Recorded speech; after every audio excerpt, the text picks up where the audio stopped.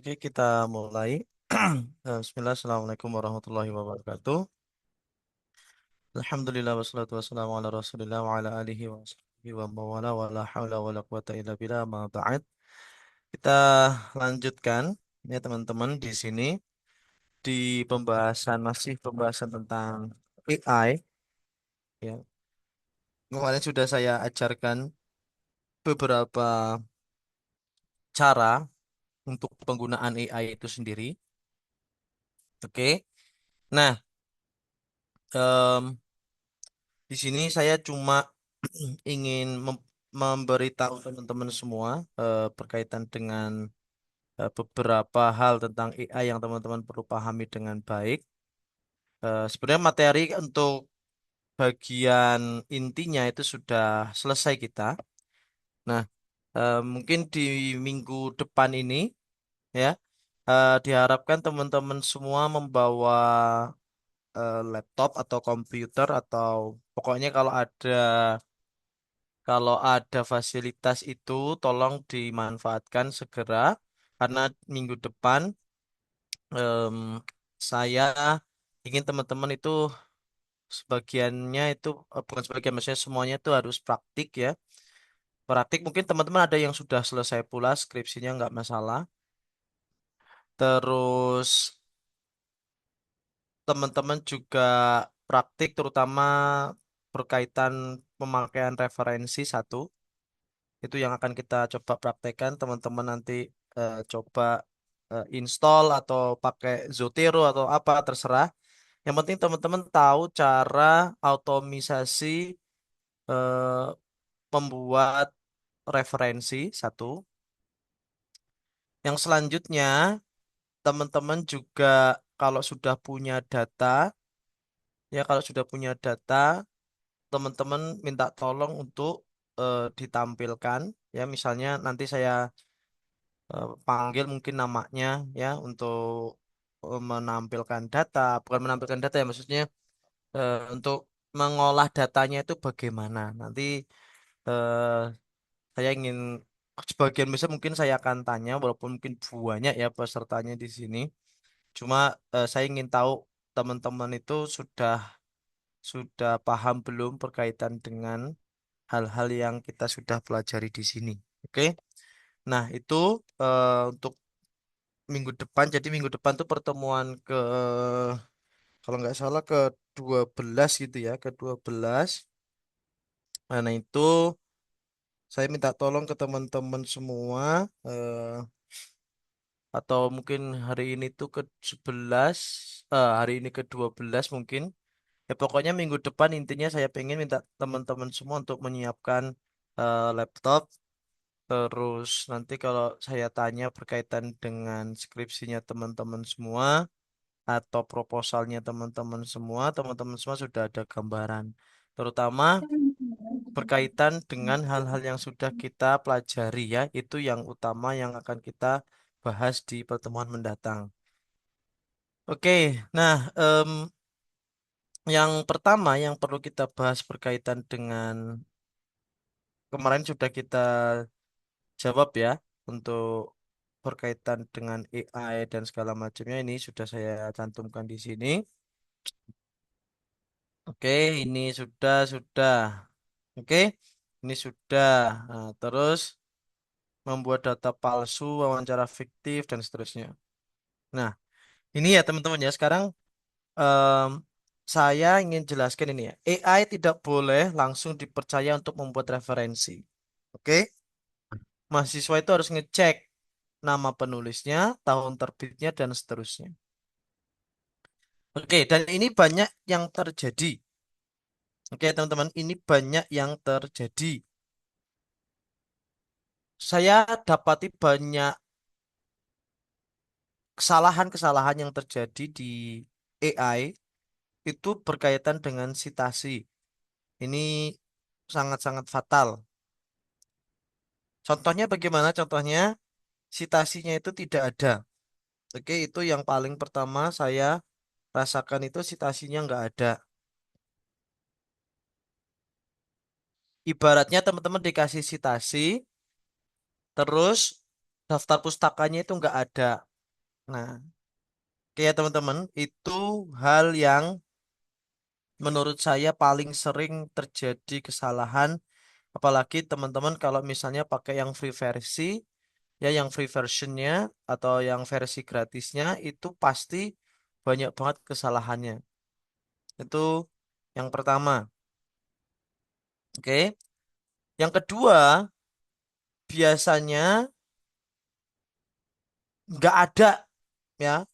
Yang kedua itu nggak ada referensinya sama sekali. Yang tadi yang pertama salah citasi. Maksudnya kita kalau kita apa namanya? Kalau kita klik kalau kita klik linknya, misalnya ada linknya ya di OI-nya, ada linknya, kita klik itu ada papernya, cuma citasinya keliru satu. Yang kedua, itu citasinya itu adalah bener-bener bohong, nggak ada sama sekali citasi itu. Ya, yang kedua bener-bener bohong, tidak ada sama sekali citasi tersebut. Itu yang paling sering juga. Nah, akhirnya kita karena blind, ya maksudnya nggak tahu sama sekali, copy-copy aja, paste-paste aja, akhirnya ya kalau kita cek secara sumber itu tidak ada sama sekali. Oke? Nah, terus eh, teman-teman juga harus belajar ya, maksudnya kalau teman-teman misalnya memang nggak terbiasa terbiasa apa namanya terbiasa membuat sitasi, harapannya teman-teman membuat sitasinya itu berdasarkan buku panduan atau acuan teman-teman semua karena setiap kampus itu akan berbeda-beda. Antara kampus dengan kampus yang lain itu akan berbeda-beda. Nah, teman-teman bisa merujuk ke buku panduannya USA sendiri yang mana daftar pustakanya itu pakai apa. Nah, teman-teman menyesuaikan di sana. Oke, karena AI itu biasanya mensitasinya itu pakai teknik tertentu ya. Karena kan teknik sitasi itu banyak. Ada yang APA, APA gitu ya, API gitu loh maksudnya. Terus juga ada yang Cambridge, terus ada yang tipe-tipe jurnal-jurnal tertentu dan seterusnya. Jadi banyak yang bisa biasanya campur aduk. Oke, ingat-ingat, citasi AI itu ada tiga biasanya kesalahan. Yang pertama itu cara mensitasinya keliru. Yang kedua, nggak ada sumbernya itu nggak ada sama sekali. Dan yang ketiga, salah preferensi apa jenis sitasi. Karena sekali lagi setiap kampus itu sitasinya berbeda-beda. Harapannya teman-teman itu referensinya itu dibuatnya sama. Maksudnya apa? Formatnya sama. Kalau nggak sama ya seharusnya sangat mirip. Nah, kalau teman-teman pakai satunya pakai standar format, terus satunya pakai tipenya Cambridge, nah itu akan sangat-sangat berbeda nanti formatnya dan nggak konsisten dan teman-teman nanti nggak perhatian sama sekali. Oke? Nah, terus ini yang harus teman-teman cek nama penulisnya, tahun terbitnya, judulnya dan seterusnya. Nah, ini teman-teman saya bawakan salah satu contoh di mana orang-orang itu mensitasi atau mengcopy paste di mana mereka sudah publish di jurnal yang ya mungkin kurang bagus. Maksudnya kurang bagus itu dalam artian udah bagus kalau di Indonesia gitu. Kalau di sini kurang bagus ya maksudnya ya standar standarnya kurang kurang bukan top tiernya jurnal lah untuk dipublikasi misalnya. Jadi teman-teman lihat di layar ya di mana orang ini bisa publish di jurnal-jurnal yang terindeks Scopus lah at least ya gitu ya. Indeks Scopus at least bukan skripsi nih loh ya, bukan skripsi.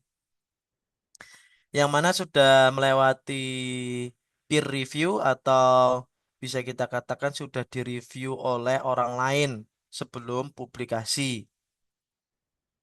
Nah, bisa kita lihat ini publikasinya mungkin dulu-dulu. Saya tuh dulu waktu awal-awal AI muncul, waktu saya semester 1 kalau nggak salah, mungkin 3 tahun yang lalu ya. Itu banyak banget orang pakai AI dan memang bahasanya itu seperti ini. Saya sudah juga pakai AI gitu zaman itu ya untuk bantu-bantu saya. Saya dulu pakai akun yang bersama, jadi sering banget tokennya itu habis gitu ya karena pakai akun bersama.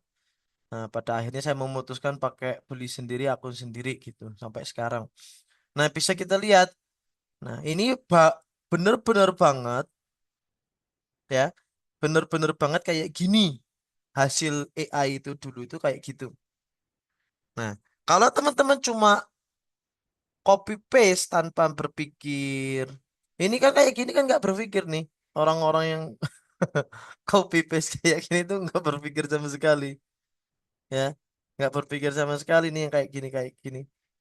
Bisa kita lihat kalimatnya ini dulu ya, ini zaman-zaman dulu mungkin 2 tahun lalu, ini 2024 nih ya. Di atasnya ada tulisan 2024 jurnalnya. Ya. Nah, di Surface and Interface. Nah, itu 2024. Berarti 2 tahun yang lalu ya. AI itu masih kayak gini, masih masih polos banget. Nah, sekarang sudah lumayan sih. Nggak ada kayaknya kayak gini atau ada nggak tahu saya. Oke, yang jelas kalau kalau saya pakai, insya Allah nggak begini gitu hasilnya gitu.